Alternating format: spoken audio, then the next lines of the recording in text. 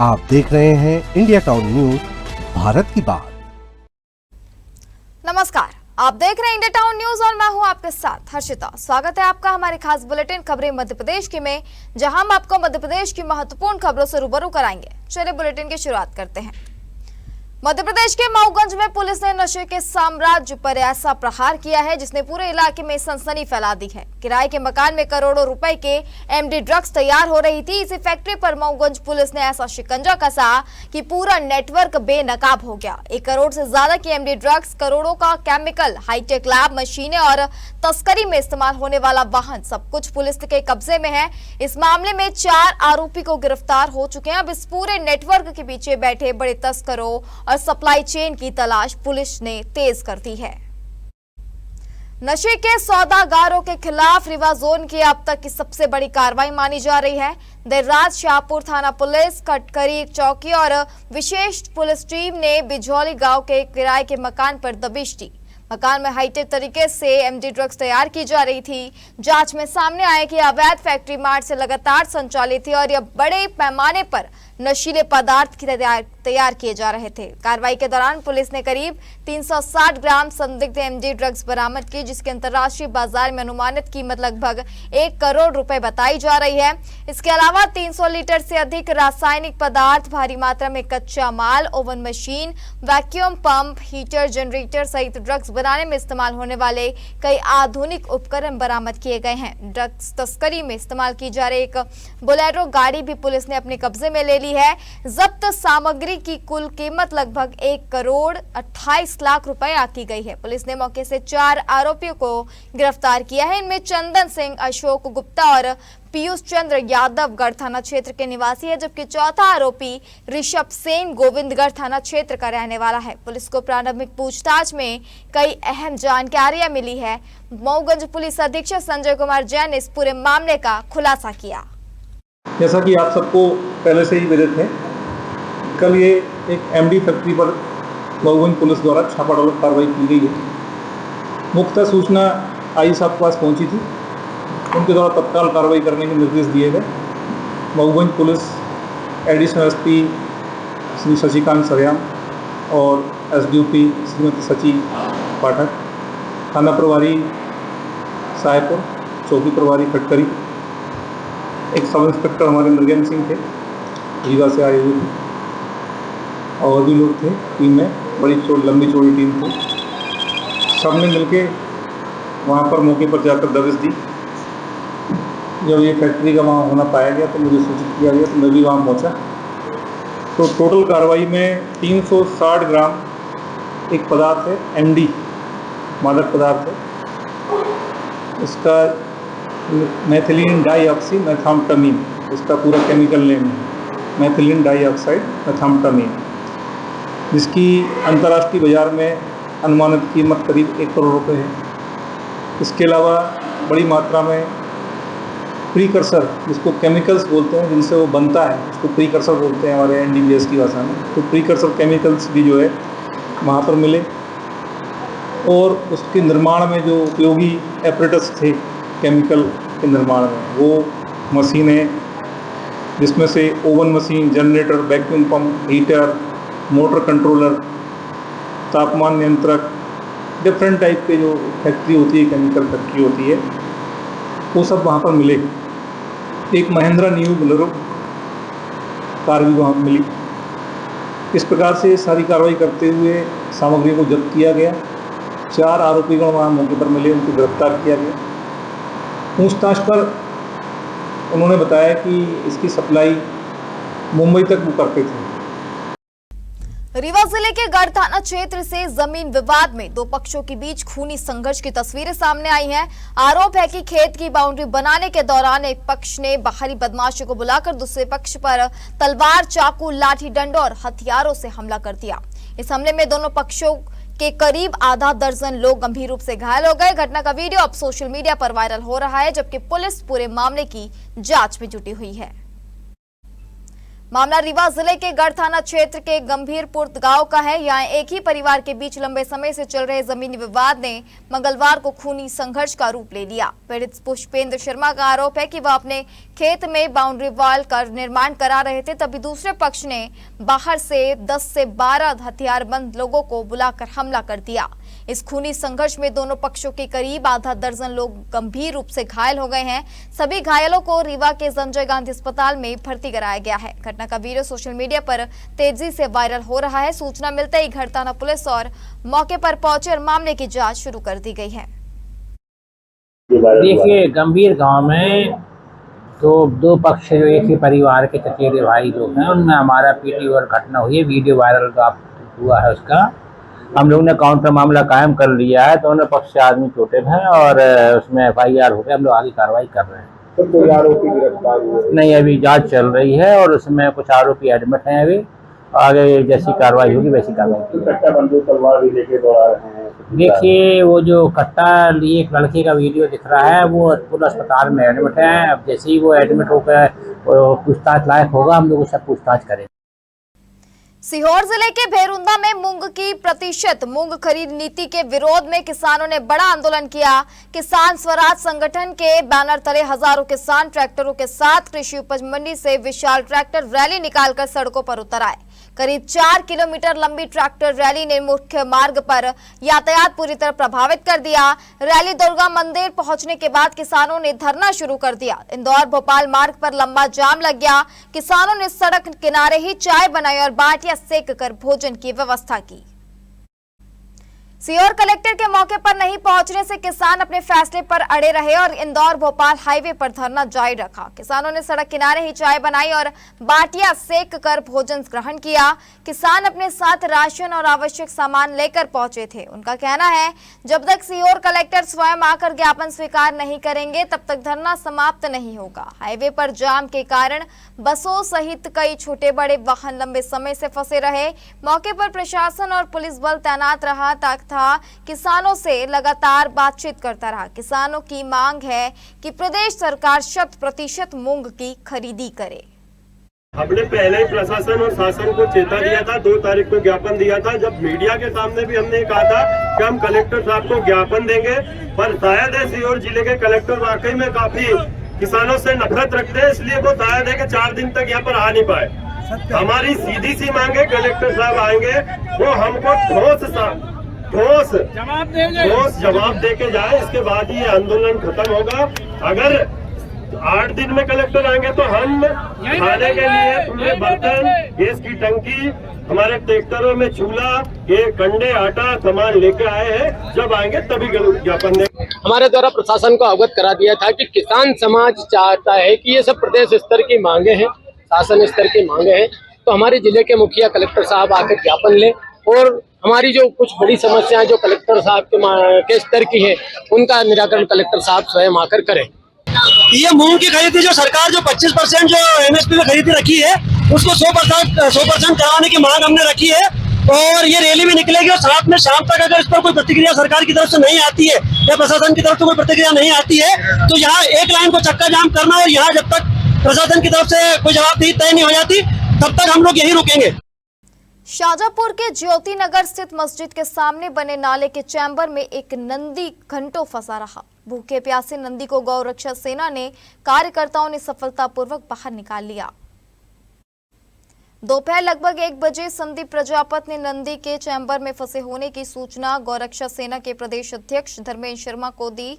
सूचना मिलते ही धर्मेंद्र शर्मा के नेतृत्व में गौरक्षा सेना के सदस्य हर्षित परमार, शिवम बिरथरे, अक्षय गुर्जर, पिंटू परमार, चंद्रशेखर जाटव, ललित राठौर एवं योगेश मेवाड़ा तत्काल मौके पर पहुंचे। इन लोगों ने चैम्बर के एक हिस्से को तोड़कर रस्सी की सहायता से नंदी को सकुशल बाहर निकाल लिया। स्थानीय नागरिकों ने गौ रक्षा सेना के सदस्यों की तत्परता, साहस एवं जीव सेवा के प्रति समर्पण की सराहना की है। अब वक्त हो चुका है एक छोटे से ब्रेक का। आप बने रहिए इंडिया टाउन न्यूज के साथ। क्या आप बाल झड़ने से परेशान हैं? अब अपनाइए प्रकृति की शक्ति, पाइए घने चमकदार बाल और खूबसूरत दमकती त्वचा। प्रकृति का वरदान Rukhsana shine herbal beauty combo kit, प्राकृतिक जड़ी बूटियों से तैयार, अब पाइए खूबसूरत चमकते बाल और त्वचा। हर्बल गुणों से भरपूर ये कॉम्बो आपके बालों और त्वचा की देखभाल में मदद करता है। अब उपलब्ध Amazon, फ्लिपकार्ट और नीचे दिए गए लिंक पर अभी ऑर्डर करें और हर्बल केयर का अनुभव लें।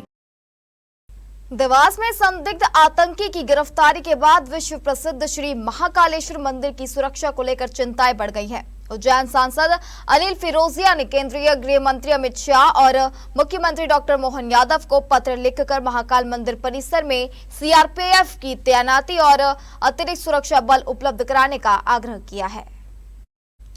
उज्जैन सांसद अनिल फिरोजिया ने कहा है कि श्री महाकालेश्वर मंदिर देश के प्रमुख धार्मिक स्थलों में शामिल है, जहां हर वर्ष करोड़ों श्रद्धालु दर्शन के लिए पहुंचते हैं। वर्ष 2028 के सिंहस्थ महापर्व को देखते हुए श्रद्धालुओं की संख्या में और अधिक वृद्धि होगी। ऐसे में मंदिर की सुरक्षा व्यवस्था को अत्याधुनिक और अभेद्य बनाना जरूरी है। सांसद ने बताया कि लगभग 3 माह पहले भी उन्होंने केंद्रीय गृह मंत्री को महाकाल मंदिर में सीआरपीएफ की तैनाती की मांग को लेकर पत्र लिखा था। इसके बाद केंद्र सरकार की उच्च स्तरीय टीम उज्जैन पहुंची थी। टीम ने मंदिर परिसर, प्रवेश मार्ग और सुरक्षा व्यवस्थाओं का निरीक्षण कर प्रवेश प्रशासन एवं पुलिस अधिकारियों के साथ समीक्षा बैठक की थी। देवास में जैश-ए-मोहम्मद से जुड़े संदिग्ध आतंकी की गिरफ्तारी के बाद सांसद ने कहा कि धार्मिक स्थलों की सुरक्षा को लेकर अतिरिक्त सतर्कता बरतना आवश्यक है।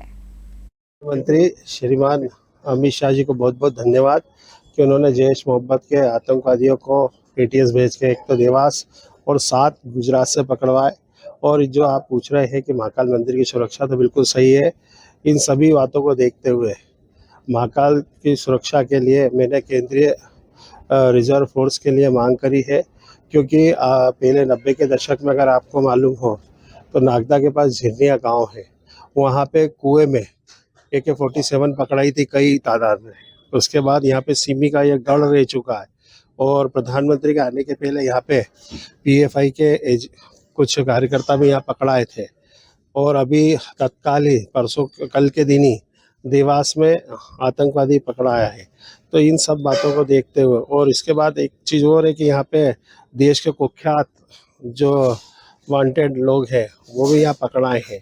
तो इन सब बातों को देखते हुए क्योंकि जब से प्रधानमंत्री श्रीमान नरेंद्र मोदी जी ने महाकाल लोक का लोकार्पण करा है, तब से लेकर आज तक सबसे ज़्यादा गूगल पे अगर सर्च होता है तो उज्जैन और बाबा महाकाल है।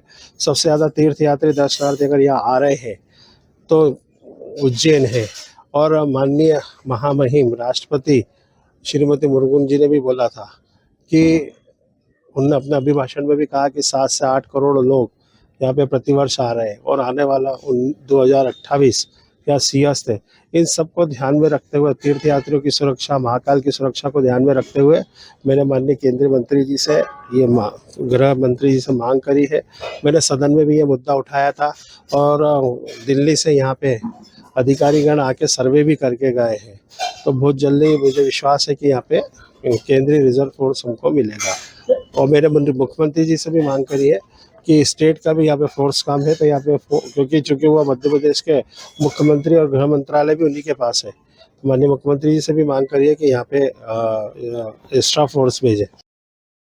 आगर मालवा में AIM-IM के लोगों और मुस्लिम समाज के युवाओं ने मंगलवार को राष्ट्रपति के नाम डिप्टी कलेक्टर सर्वेश यादव को ज्ञापन सौंपकर धार्मिक भावनाएं आहत करने के मामले में निष्पक्ष एवं सख्त कानूनी कार्रवाई की मांग की। ज्ञापन में कहा गया कि सोशल मीडिया पर एक महिला द्वारा इस्लाम धर्म के पैगंबर हजरत मोहम्मद के संबंध में कथित तौर पर आपत्तिजनक टिप्पणी की गई, जिससे मुस्लिम समाज की धार्मिक भावनाएं आहत हुई है। ज्ञापन में संबंधित महिला के खिलाफ आपराधिक प्रकरण दर्ज कर कड़ी कार्रवाई की मांग की गई है। AIM-IM के पूर्व जिला अध्यक्ष अब्दुल हफीज खान ने कहा कि देश का संविधान सभी धर्मों का सम्मान करने की शिक्षा देता है। किसी भी धर्म की भावनाओं को आहत करने वाले मामलों में कानून के अनुसार निष्पक्ष कार्रवाई आवश्यक है। इस अवसर पर जिला अध्यक्ष वसीम खान, पूर्व जिला अध्यक्ष अब्दुल हफीज खान, यूनुस खान, सलमान सिद्दीकी, नासिम खान, नवाब खान, शेख इकबाल, इम्तियाज सहित मुस्लिम समाज के अनेक युवा उपस्थित रहे। असल में एक महिला है नाजिया इलाही, जिसने लगातार पैगंबर हजरत मोहम्मद सल्लल्लाहु अलैहि वसल्लम के शान में गुस्ताखियाँ उसकी लगातार बढ़ती चली जा रही हैं और उस महिला को अपना उस महिला के खिलाफ उचित कार्रवाई करने हेतु हमने यहाँ कलेक्टर महोदय के ऑफिस में आके एक ज्ञापन दिया है और हम सारे लोग इस बात की पूरी तरह से मजम्मत करते हैं। उन्होंने जो कहा और जिस तरह की बातें वो कर रही है, उन्हें जल्द अज जल्द कानून सम्मत कार्रवाई उन पे की जाए, कठोर दंडात्मक कार्रवाई उन पे की जाए और उस बद किरदार और कम नस्ल औरत को सख्त से सख्त सजा दी जाए। सीहोर जिले की रेहटी तहसील के ग्राम मोगरा निवासी 95 वर्षीय बुजुर्ग महिला वक्ता भाई मंगलवार को व्हीलचेयर पर बैठकर कलेक्टर जन सुनवाई में पहुंची। उन्होंने अतिरिक्त कलेक्टर को आवेदन सौंपकर अपनी आप बीती सुनाई और न्याय की गुहार लगाई। महिला ने बताया कि पति की मृत्यु के बाद उन्होंने अपनी करीब 15 एकड़ भूमि तीनों बेटों के बीच बांट दी थी। जमीन के बंटवारे के समय बेटों ने उनके भरण पोषण के लिए प्रतिवर्ष 10-10 हजार रुपए देने और जीवन भर देखभाल करने का वादा किया था। कुछ महीनों तक बेटों ने उनकी देखभाल भी की, लेकिन बाद में उन्हें बेसहारा छोड़ दिया और भरण पोषण देना भी बंद कर दिया। बुजुर्ग महिला ने आवेदन की मांग की है कि यदि बेटे उनकी देखभाल नहीं कर रहे हैं तो उन्हें उनकी जमीन वापस दिलाई जाए। मामले को गंभीरता से लेते हुए अतिरिक्त कलेक्टर ने संबंधित एसडीएम को ज्ञात जांच कर नियमानुसार कार्रवाई करने के निर्देश दिए। सागर जिले के देवरी क्षेत्र से एक बड़ी खबर सामने आई है, जहां कथित अवैध शराब बिक्री से परेशान महिलाओं का गुस्सा फूट पड़ा। सैकड़ों महिलाओं ने महाराजपुर थाना पहुंचकर ज्ञापन सौंपा और आरोप लगाया कि गांव में खुलेआम अवैध शराब बेची जा रही है। महिलाओं का कहना है कि शिकायतों के बावजूद अब तक कोई प्रभावी कार्रवाई नहीं हुई है। सागर जिले के देवरी तहसील के महाराजपुर थाना क्षेत्र अंतर्गत ग्राम पंचायत धुलतारा के मड़वा खमरा गांव में अवैध शराब बिक्री को लेकर ग्रामीण महिलाओं ने मोर्चा खोल दिया है। बड़ी संख्या में महिलाएं महाराजपुर थाने पहुंचे और थाना प्रभारी को ज्ञापन सौंपकर गांव में चल रहे कथित अवैध शराब कारोबार पर तत्काल रोक लगाने की मांग की। महिलाओं का आरोप है कि गांव में रतन गोंड द्वारा खुलेआम अवैध शराब बेची जा रही है तथा इस कारोबार को राजकुमार पटेल का संरक्षण प्राप्त है। उनका कहना है कि जब उन्होंने शराब बिक्री का विरोध किया तो उनके साथ अभद्र व्यवहार किया गया और गाली गलौज की गई। महिलाओं ने यह भी आरोप लगाया कि अवैध शराब की बिक्री से गांव का माहौल बिगड़ रहा है, इससे परिवारों में विवाद बढ़ रहे हैं।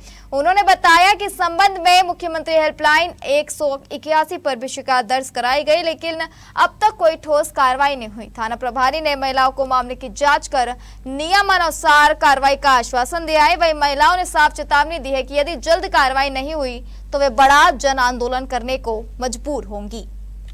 हमको समस्या है सारा, हमारा घर पास में है, वहीं जेल में कपड़ा खोल दिया है और दारू बेच रहे हैं और हम लोग बोलते हैं तो ये बोलते हैं बंद नहीं होगी, तुम लोग क्या कर लोगी? दारू बंद करवाने, दारू नहीं बिके हुए मड़वा। अच्छा, गांव में दारू बिक रही है? कौन बेच रहा? पता नहीं कौन। सर हम लोग दारू की शिकायत करने आए हैं, हमेशा के लिए हमारे मड़वा में दारू पानी नहीं बरक है, बाल बच्चे बिगड़ रहे हैं, पी गए हैं दारू, यहाँ पे ऐसे तो गंदो ले जाते हैं, उधार दे। हमारे खास बुलेटिन खबरें मध्य प्रदेश की में फिलहाल इतना ही। आप बने रहिए इंडिया टाउन न्यूज के साथ। नमस्कार। आप देख रहे हैं इंडिया टाउन न्यूज, भारत की बात।